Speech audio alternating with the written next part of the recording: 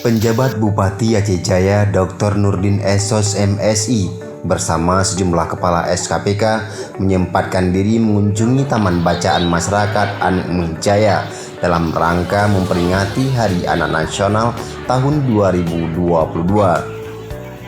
PJ Bupati Aceh Jaya Dr. Nurdin Esos MSI dalam kesempatan tersebut menyampaikan untuk mewujudkan generasi cerdas dan berprestasi di masa yang akan datang, perlu dilakukan ikatan kerjasama dan dukungan dari berbagai leading sektor.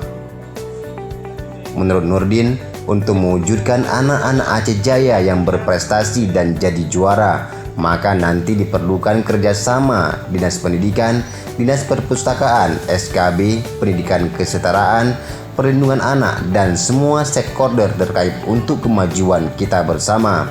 Untuk bahu-membahu bekerja bersama-sama untuk kemajuan anak-anak Aceh Jaya. Jadi di Hari Anak Nasional ini, ayo kita galang semangat kerja bersama agar anak Aceh Jaya jadi juara. Jadi walaupun kita di kampung, tapi prestasinya tetap mendunia. Harapannya seperti itu. Dalam kesempatan itu juga PJ Bupati Aceh Jaya membagikan sejumlah buku tulis dan buku gambar kepada anak-anak yang ikut hadir dalam kegiatan tersebut. Antusias dan semangat anak-anak mengikuti segala event kegiatan hingga acara berakhir.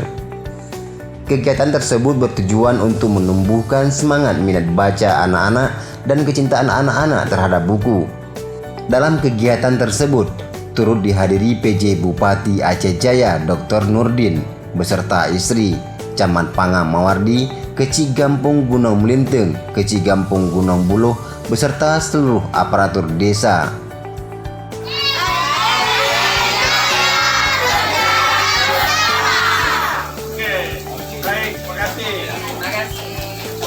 Dari Panga, tim Rumas TV melaporkan.